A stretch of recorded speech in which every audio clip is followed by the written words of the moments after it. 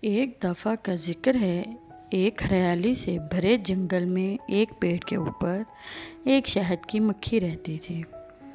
وہ ہر دن خوشبودار پھولوں سے رس اکٹھا کرتی اور اپنے چھتے میں شہد جمع کرتی۔ اسے اپنے کام پر بہت غرور تھا۔ وہ سوچتی تھی، میں سب سے میٹھی اور خوبصورت ہوں، مجھ جیسا اور کوئی نہیں۔ پیڑ کے نیچے زمین میں ایک چھوٹی سی چونٹی رہتی تھی۔ وہ روز زمین سے دانہ اٹھاتی اور اپنے گھر لے جاتی۔ وہ یہ کام اکیلے اور چپ چاپ محنت سے کرتی تھی۔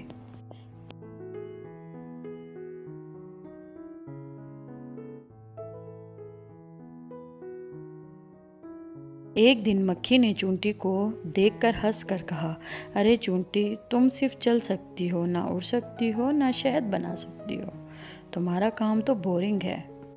چونٹی نے مسکرا کر جواب دیا، میں سردی کے لیے تیاری کر رہی ہوں۔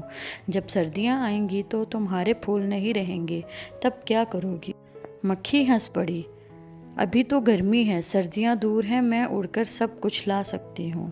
دن گزر گئے، موسم بدل گیا، ٹھنڈی ٹھنڈی ہوائیں چلنے لگی، پتے گرنے لگے اور پھول مرجھا گئے۔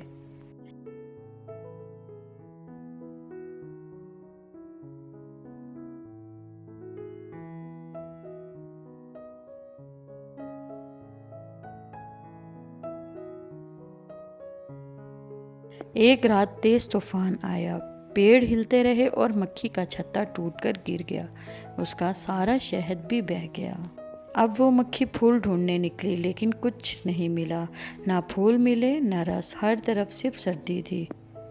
ٹھنڈ سے کانپتی ہوئی بھوکھی اور کمزور مکھی کو چونٹی کی بات یاد آئی۔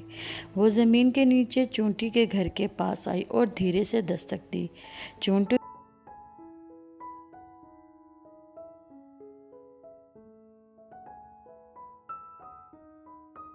نے اپنے گھر کا دروازہ کھولا۔ اندر روشنی تھی، گرمی تھی اور کھانا بھی۔ چونٹی نے کہا، میں غصہ نہیں ہوں، لیکن یاد رکھنا، سمجھ اور محنت کبھی ضائع نہیں جاتی۔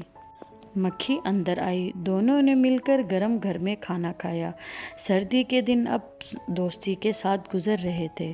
اگلی بار جب موسم بدلنے لگا تو مکھی نے بھی چونٹی کے ساتھ دانہ اکٹھا کرنا شروع کر دیا۔ جو وقت پر تیاری کرتا ہے وہی مشکل وقت میں سنبھلتا ہے۔ صرف اڑان کافی نہیں ہوتی، سمجھداری بھی ضروری ہوتی ہے۔ امید کرتی ہوں کہ آپ کو میری یہ کہانی اچھی لگی ہوگی اور آپ نے کچھ نہ کچھ سبق حاصل کیا ہوگا۔ اگر آپ کو میری یہ کہانی اچھی لگی ہے تو میرے چینل کہانی ذات کو سبسکرائب کریں